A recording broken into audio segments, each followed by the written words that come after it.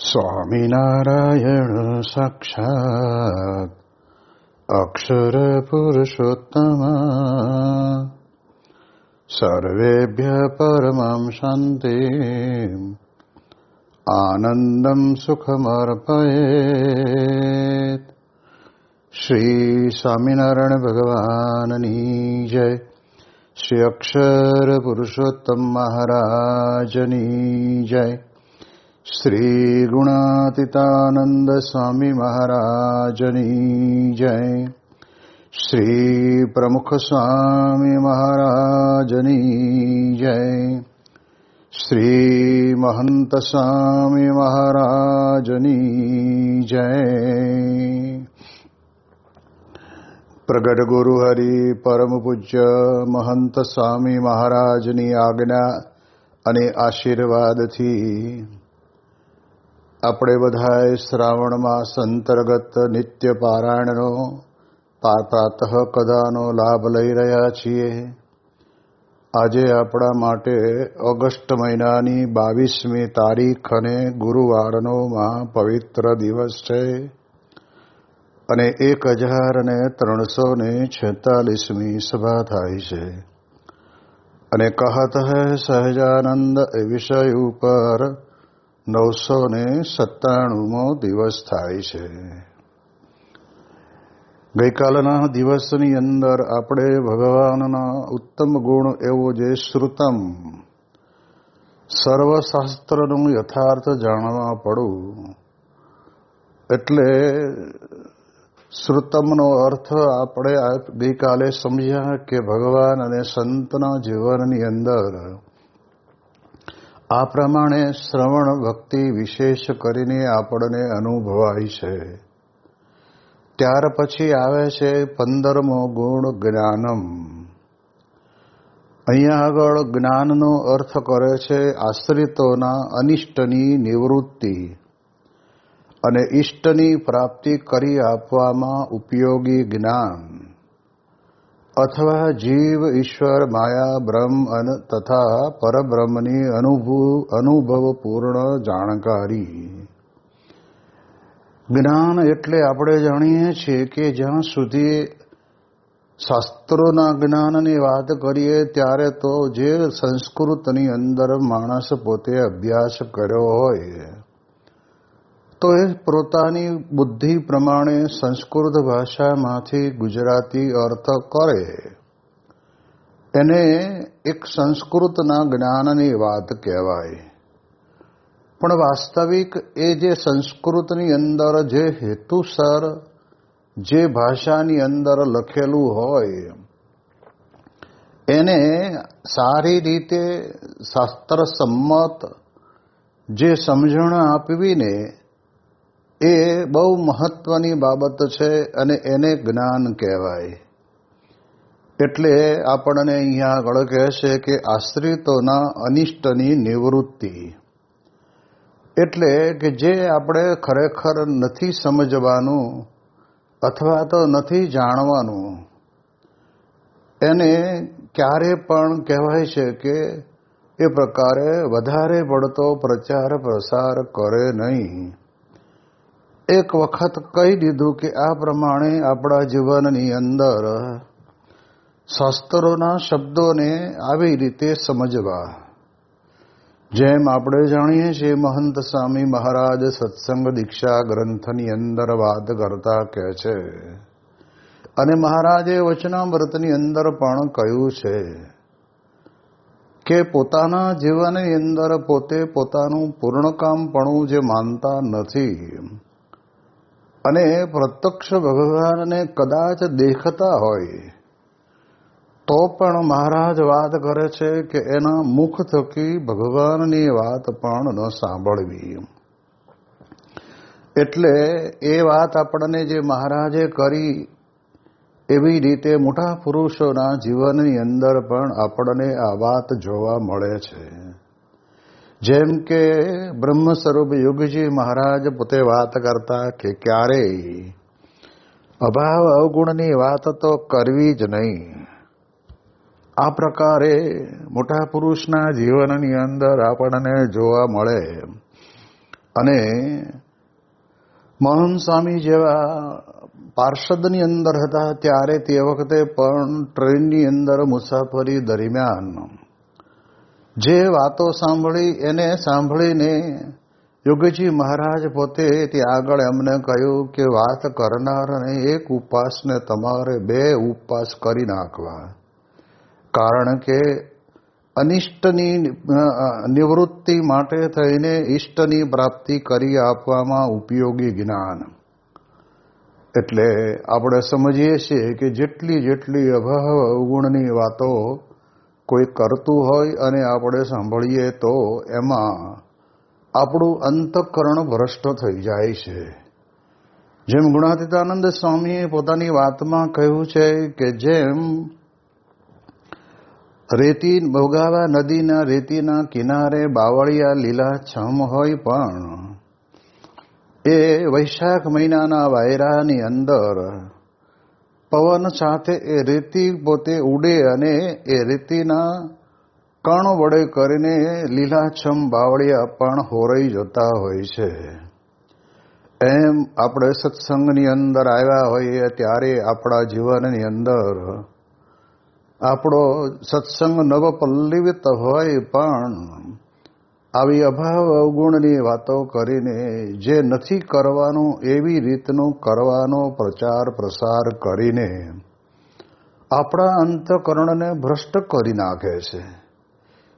દુનિયાની અંદર એવા વ્યક્તિઓનું તો કદાચ આપણને એમ લાગે કે બહુ સારું ચાલે છે, પણ આપણે જાણીએ છીએ કે એ લોકની દ્રષ્ટિએ કદાચ રિદ્ધિ સિદ્ધિ સમૃદ્ધિની અંદર કદાચ એનું ચાલે, પણ જે સમજવાની વાત છે કે ગુણાતીત પુરુષ એ એક જ હોય, મેળે માવજીભાઈ થઈ શકે નહીં, એવી પ્રકારની વાતને સ્પષ્ટપણે સ્વીકારે નહીં.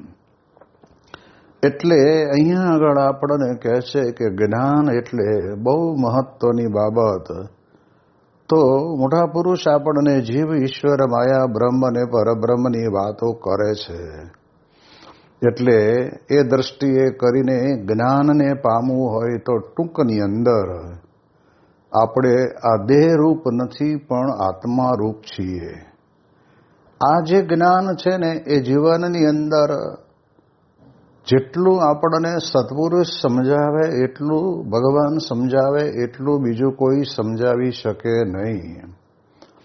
દેહનું લાલન પોષણ અને આપણે જાણીએ એ પ્રમાણે કહેવાય કે આગતા સ્વાગતાને સરભરા કરે તો એ માણસને ગમશે અને ક્યારે પણ એ માણસને પોતાના જીવનની અંદર એવો વિચાર નહીં આવે કે માત્ર ને માત્ર આ દેહનું લાલન પોષણ જ જ્ઞાન કહેવાય, કારણ કે દેહ રૂપ છે એટલે એ તો ગમવાનું છે. આપણે ઘણી વખત સંતો પાસેથી સાંભળ્યું છે કે મનુષ્ય માત્ર ભગવાનનું ભજન કરતો નથી પણ પ્રકૃતિનું પોષણ થાય એમાં એ પોતે આનંદમાં રહે છે. ભગવાનના ભજનની અંદર જે આનંદ રહ્યો છે એ તો અલૌકિક છે, પણ એ જ્ઞાન એને મળ્યું નથી અથવા તો આપનાર ગુરુ પણ એવા જ હોય, એટલે એના કારણે કરીને જીવનની અંદર એને સમજાય નહીં. પરંતુ આ જ્ઞાન એટલે આત્મા અને પરમાત્માનું. સ્વામી કે આત્માને આત્માથી પર પરમાત્મા છે, એટલે બ્રહ્મથી પર પરબ્રહ્મ છે, અક્ષરથી પર પુરુષોત્તમ છે. જે આપણા ઉપનિષદોની અંદર આપણને જે રીતે વાતો કરી છે એવી જ રીતે મહારાજે પણ વચનામૃતની અંદર પણ આ જ વાતને વિશેષ દોહરાવી છે. એ જ્ઞાન જ્યારે આપણા જીવનની અંદર આપણને દ્રઢ થાય ત્યારે આપણે સમજવાનું હવે એ જ્ઞાનને આપવા માટે થઈને આ ભગવાન અને સત્પુરુષનો એવો ગુણ છે કે ઈષ્ટની પ્રાપ્તિ કરી આપવામાં ઉપયોગી જ્ઞાન આપે. ઈષ્ટ કહેતા પોતાના ઈષ્ટદેવ ભગવાન સ્વામિનારાયણ પરબ્રહ્મ પુરુષોત્તમ નારાયણ, એની પ્રાપ્તિ આપણને કરાવી આપે.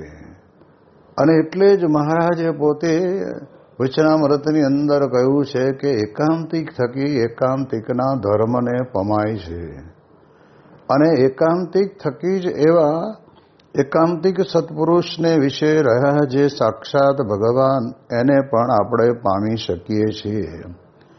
એટલે એ દ્રષ્ટિએ કરીને જીવનની અંદર આપણે એટલું સમજી લેવાનું કે આપણને આવું જે જ્ઞાન આપે છે એ જ્ઞાનની અંદર આપણી સદાયના માટે જ્ઞાને કરીને આપણી રક્ષા કરે છે અને એના કારણે કરીને આપણે પરમાત્માને જેમ છે તેમ જાણી શકીએ છીએ. એવી અનુભવપૂર્ણ વાણી જેમના જીવનની અંદર હોય, કારણ કે જ્ઞાન આપવાનું માત્ર વાચ્યાર્થ નથી હોતું, પણ અનુભવપૂર્ણ જ્ઞાન હોય અને એવા જ્ઞાને કરીને જીવનની અંદર અનુભવપૂર્ણ વાણી જણાવી અને આપણને ઈષ્ટ ભક્તિ તરફ આપણને દોરી જાય છે. જેમ યોગીજી મહારાજ પોતે આ બધા જ સદગુરુ સંતો જ્યારે યોગીજી મહારાજની સાથે વિચરણમાં ફરતા ત્યારે નિત્ય રાત્રિ કથા તો થાય, પણ પછી પણ યોગીજી મહારાજ બધા જ યુવકોની વચ્ચે બેસીને એક ગોષ્ઠી કરે અને એ ગોષ્ઠી એવી કરે કે જે એવું હેત દેખાડે અને હેત કરે કે જેના કારણે કરીને લખ્યું છે દુલાભાયા કાગે કે હેત તો કરે છે એવું અનંત જનની જેવું. એક બે જનનીની વાત નથી. મહંત સ્વામી મહારાજ પણ સદગુરુ તરીકે હતા ત્યારે અમારા વિસ્તારની અંદર વિચરણમાં આવેલા ત્યારે એમણે આ જ વાતને દ્રઢાવી હતી કે અમે કોઈ સાધુ થાય એવા હતા જ નહીં, અમારામાં કોઈનામાં વૈરાગ્ય નહોતો, પણ યોગી મહારાજનું હેત કેવું તો કે અનંત જનની કરતા પણ ઉત્તમ. હવે આપણે સમજી શકીએ છીએ કે જનનીના હેતની અંદર જે પોતાનો બાળક હોય એ બાળક ઉપર જ એને હેત હોય, પણ અન્ય બાળકોની ઉપર એટલું પોતાના બાળક ઉપર જેટલું હેત હોય એટલું ના હોય. જ્યારે આ ગુણાતીત સત્પુરુષની પાસે તો જે નવયોગેશ્વરો રહેતા હતા એ બધા જ અલગ અલગ દેશમાંથી આવેલા હતા અને અલગ અલગ અભ્યાસક્રમ કરેલો હતો, પરંતુ યોગીજી મહારાજના હેતની અંદર એટલા બધા તરબતર થઈ ગયા કે જેના કારણે કરીને ના પાડનાર પણ પોતે પોતાના જીવનની અંદર આ જ્ઞાનને દ્રઢાવીને આજે સમગ્ર વિશ્વની અંદર પોતાની આગવી શૈલીએ કરીને પણ એ બધાને આ જ પ્રકારનું જ્ઞાન આપે છે. જેમ કે પૂજ્ય ડૉક્ટર સ્વામીને જ્યારે યોગીજી મહારાજે કહ્યું કે અમારે તમને બનાવવા છે, અને ત્યારે એમણે કહ્યું કે સ્વામી સાધુ બનાવવાની વાત ન કરતા, અને એમના મનની અંદર તો એવું રહેતું કે આ સાધુ તો લાડવા ખાઈને પડ્યા રહે, એના કરતાં તો ભારતની બોર્ડર ઉપર મોકલી દેવા જોઈએ કે જેથી કરીને ત્યાં યુદ્ધ થાય તો એ વખતે ત્યાં ભારત દેશના કામમાં આવે. આવો એમના અંતરની અંદર એવો વિચાર હતો. પણ યોગીજી મહારાજ પોતે એવું નિરાળું હેત એમને કર્યું અને એ એમની યોગીજી મહારાજની રીત જોઈને એમના અંતરની અંદર અતિશય આમ ઉમળકો આવ્યો. જે એક બે પ્રસંગોની વાત કરે છે કે ગોંડલની અંદર કોઈક મોટા અધિકારી આવ્યા હતા તો એમનું પણ એટલું જ સન્માન કર્યું, અને પછી ગયા પછી તરત જ ત્યાં આગળ યોગીજી મહારાજ પાસે બાજુનું ગામ, ગોંડલની બાજુમાં ગામ છે રામોદ મારા ખ્યાલ મુજબ, તો ત્યાંના હરિભગત આવ્યા હતા તો એના માટે એમને કમળો થયેલો, અને એ કમળાના કારણે કરીને સ્વામીએ પોતે પોતાના સેવકોને કીધું કે આ હરિભગતને આપણે ઠાકોરજી માટે જે રસોઈ બનાવી છે એમાંથી મોળી દાળ અને મોળું શાક આપજો. ત્યારે આપણને ખ્યાલ આવે કે યોગીજી ડૉક્ટર સ્વામી પોતે ત્યાં એકદમ વિસ્મય પામી ગયા અને એમને પોતાને યોગીજી મહારાજને વિશે વિશેષ ને વિશેષ આકર્ષણ થયું. એવી રીતે આપણે જાણીએ એ પ્રમાણે પ્રમુખ સ્વામી મહારાજના જીવનમાં પણ આપણે આવું જોયું છે કે જ્યારે બિલ ક્લિન્ટન પોતે અક્ષરધામને વિશે આવે છે, બપોરનો 2-2:30 વાગ્યાનો સમય છે, તડકો કે મારું કામ, તેમ છતાંય સ્વામીશ્રી પોતે ત્યાં આગળ પધાર્યા અને અક્ષરધામની અંદર અક્ષરધામના સ્વરૂપોના દર્શન કરાવ્યા. અને પછી જ્યારે પોતે વિદાય લે છે ત્યારે એમણે પોતે કહ્યું કે આ અક્ષરધામની મૂર્તિ ગોલ્ડની છે. એટલે સંતોએ જે રીતે એને જવાબ આપવો ઘટે તેમ આપ્યો, પણ એ તો એમ જ સમજે છે કે આ ગોલ્ડની છે.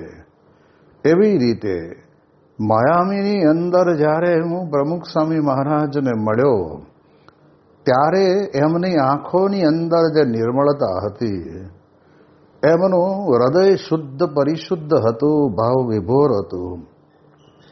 એ જે મને થોડાક સમય પૂરતી પણ અનુભૂતિ થઈ, એની એ જ અનુભૂતિ આજે મને અહીંયા આગળ પ્રમુખ સ્વામી મહારાજના પુનઃ દર્શન કરતા અનુભવ થાય છે. અને એનાથી આગળ એમણે કહ્યું કે પ્રમુખ સ્વામી મહારાજનું હૃદય પણ આ ગોલ્ડ જેવું ચોખ્ખું અને પવિત્ર છે. હવે આટલા મોટા જબરજસ્ત અમેરિકાનો પ્રેસિડન્ટ પોતે આવ્યા હોય અને એને મળવાનું થાય ત્યારે કેટલો બધો અંતરની અંદર આમ આનંદ છવાઈ જાય. ત્યારે એ વ્યક્તિ આમ હાલે ચાલે બોલે કરે પણ એમાં એને કેફ માય નહીં. પરંતુ પ્રમુખ સ્વામી મહારાજ એ જ દરમિયાનની અંદર ભુજ વિસ્તારની અંદર ખાવડા કરીને ગામ છે ને ત્યાંના એક હરિભક્ત એ પોતે ત્યાં આગળ આવ્યા હશે, બાપાના દર્શન કર્યા અને બાપાએ પૂછ્યું ક્યારે આવ્યા, તમે જમ્યા કે નહીં, તમે શું પ્રોગ્રામ છે તમારો. આ બધું જ અમેરિકન પ્રેસિડન્ટ મળીને ગયા પછીનો તરતનો પ્રસંગ છે. અને તે વખતના સમયની અંદર એમણે કહ્યું કે અમારે રાત્રે નીકળી જવાનું છે. એટલે સ્વામી બાપાએ એક સંતને બોલાવીને કહ્યું કે તમે શેમાં જશો? એ તો બાપા કંઈક થઈ રહેશે, ગમે તે બસમાં બેસી જઈશું. અને ત્યારે તે વખતે સ્વામી બાપાએ પોતે જાતે સંતને કહ્યું કે આને રાત્રે જમાડી દેજો અને રાતની અહીંથી સૂતા સૂતા જે બસ જતી હોય એ બસની અંદર એમની આ છે 2-3 જણાની ટિકિટ તમે કરાવી દેજો. ત્યારે આપણને ખ્યાલ આવે કે મોટા પુરુષ પોતાના જીવનની અંદર એ સામાન્ય માણસની સાથે પણ એટલા જ ઓતપ્રોતથી રહે છે અને અહીંયા આગળ રહે છે. તો આવા પ્રસંગો જ્યારે બને ને ત્યારે ખબર પડે.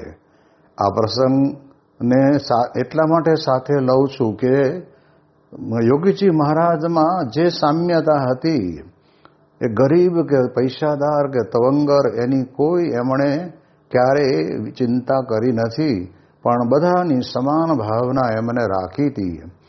એના કારણે કરીને આપણી સંસ્થાના વરિષ્ઠ સંત ડૉક્ટર સ્વામી પોતે જબરજસ્ત એવા એક સંત બન્યા કે આજે પણ આટલી બધી 92 વર્ષની ઉંમરે પણ બેંગ્લોર અને બેંગ્લોરથી આ પ્રમાણે કહેવાય છે કે કલકત્તા અને બધી જગ્યાએ જ્યાં જ્યાં વિચરણ કરવાનું હોય તે બાજુ વિચરણ કરે જ છે. એક જગ્યા ઉપર ભલે રહેવાનું થાય પણ એમનો અવાજ, એમની અંતર નાભીમાંથી નીકળતા શબ્દો એ મુમુક્ષુના અંતરને ખોળતા હોય એવું આપણને દેખાય. એટલે આપણને ખ્યાલ આવે કે જે ન થઈ શકે એવા હોય એ પણ સાધુ થવા માટે તૈયાર થઈ ગયા. ત્યાગવલ્લભ સ્વામી પણ શરૂઆતમાં તો ના જ પાડતા હતા, પણ યોગીજી મહારાજ પોતે એવી યુક્તિ કરી કે મહેન્દ્રભાઈ મારે તમને કઈ વાત નહીં કરવાની, એમ કરીને જાહેર સભાની અંદર યોગીજી મહારાજ એમને આવું પૂછે એટલે એમને મને એમ થયું કે હવે આ યોગીજી મહારાજની ખરેખર ઈચ્છા છે જ. એટલે ભણવા કરવાનું બધું મૂકીને યોગી મહારાજની આજ્ઞાથી એ સાધુ થઈ ગયા. પણ મૂળ વાત મારે એ કહેવી છે કે મોટા પુરુષમાં યોગીજી મહારાજ જેવા સંતને વિશે અનંત જનની કરતાં પણ વધારે હેત સમાયેલું હોય છે અને એ હેતરૂપી શબ્દો અસર કરે. જેમ બોચાસણની અંદર ડૉક્ટર સ્વામી પોતે રમણભાઈ તરીકે યોગીજી મહારાજની પાછળ જ ઊભા હતા અને મધ્યખંડની અંદર દર્શન કરતા હતા. અને ત્યારે દર્શન કરી રહ્યા પછી યોગીજી મહારાજ થોડાક 45 ડિગ્રી આ બાજુ ફરી અને રમણભાઈ પટેલને કહ્યું કે તમે અમારા વચને માનો. કારણ કે એ પોતે એવું વિચારતા કે મને ચેષ્ટામાં કંઈ સમજ પડતી નથી, ચેષ્ટા ગાહનની અંદર મને કંઈ મન કે મારું ચિત્ર ચોંટતું પણ નથી. પણ યોગી મહારાજ પોતે એવું વાક્ય બોલ્યા, હેતભર્યું વાક્ય સાંભળીને તરત જ કહ્યું કે તમે અમારામાં વિશ્વાસ રાખો અને અમારું માનો. તમે ચેષ્ટા ગાન, ગોળી, આરતી બધામાં તમે પ્રેમથી રસ લેવાનું શરૂ કરી દો. અને કર્યું આજના દિવસે પણ આટલી જૈફ વયે પણ પોતાના જીવનની અંદર ચેષ્ટા, આરતી, અષ્ટક દરેકની અંદર પોતે એટલા બધા સુમધુર મિલન સાથે ભગવાનની સાથે મળેલા હોય એવી રીતે પોતે કરે છે. તો આપણને ખ્યાલ આવે કે માત્ર ને માત્ર જ્ઞાન વાચ્યાર્થ જેવું જ્ઞાનનું અંગ નથી.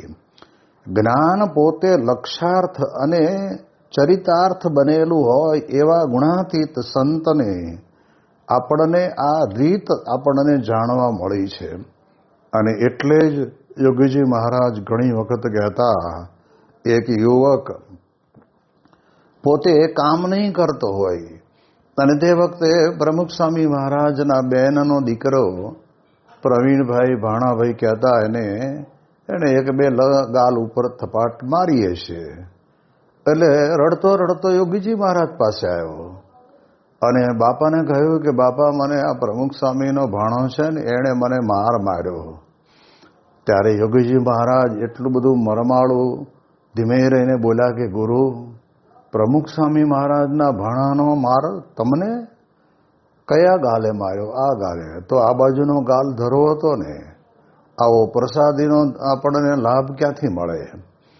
એમ મહિમા સમજાવીને પણ એના અંતરની અંદર જે કંઈ ભ્રાંતિ ઊભી થઈ હોય કે મને માર્યો જ કેમ, બીજાએ કામ નથી કરતા તો મને શા માટે માર્યો, એવું એના મનમાં રહેતું હશે. એટલે યોગીજી મહારાજ પાસે આવીને આ ફરિયાદ કરી. ત્યારે સ્વામી પોતે બોલેલા, સ્વામી કે અમે પણ આવો ઘણી બધી પ્રકારનો પ્રસાદનો સ્વાદ લીધો છે અને અત્યારે આનંદ છે. આપણે એ પ્રસાદ લીધો તો એમાં અમને તો કેરિયાની અંદર આમ ગુમ્મા મારે ને તો અવાજ આવે, એવા ગુમ્મા ખાધેલા. પણ અમને તો એમ થયું કે એમણે આપણને રાતોરાત ત્યાંથી કાઢ્યા. તો સારંગપુરની અંદર આવ્યા ને આપણે મંગળા આરતીના દર્શન થયા. કેટલા બધા આપણા મોટા ભાગ્ય અને આનંદ થઈ ગયો. તો સ્વામી યોગીજી મહારાજના જીવનની અંદર આ જ્ઞાન છે ને ચરિતાર્થ જ્ઞાન હતું, વાચ્યાર્થ એટલું નહીં.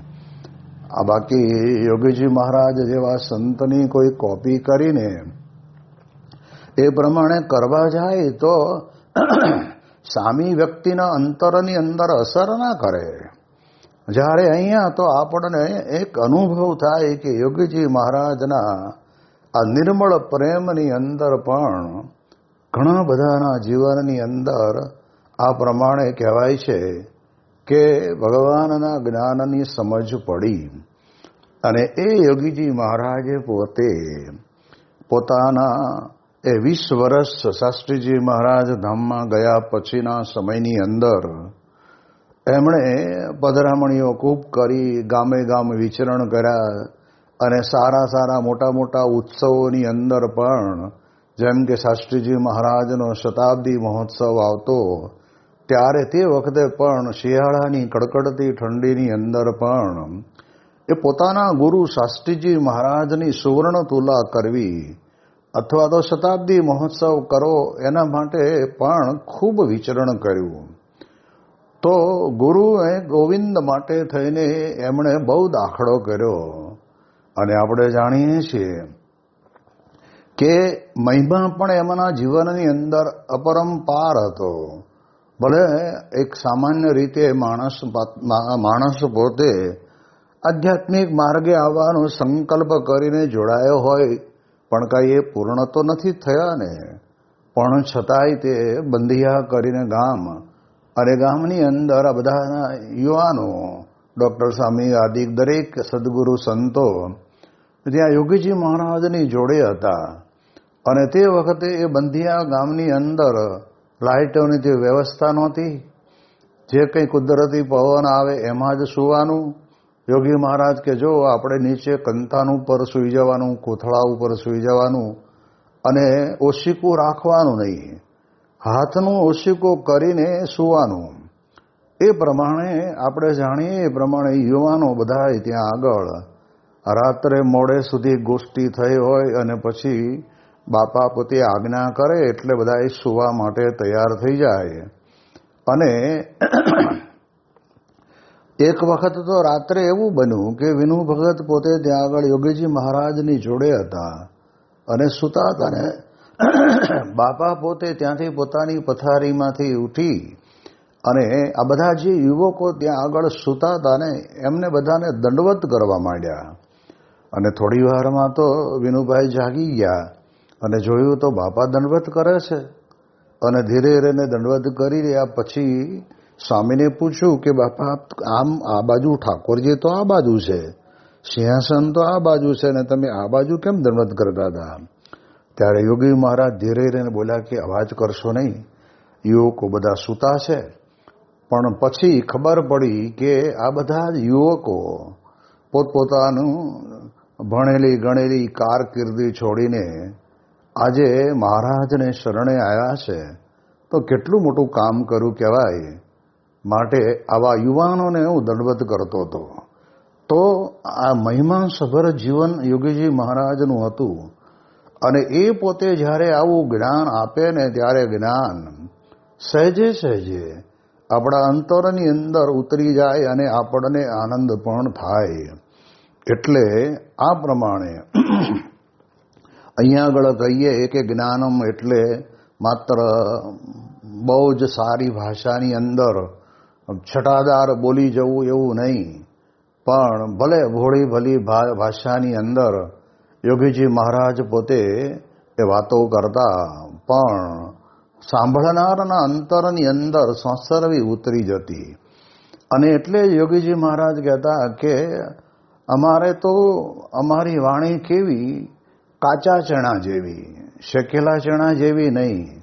શેકેલા ચણા તમને ખાવામાં સારા લાગે પણ જ્યારે એને વાવો ને ત્યારે ઉગે નહીં.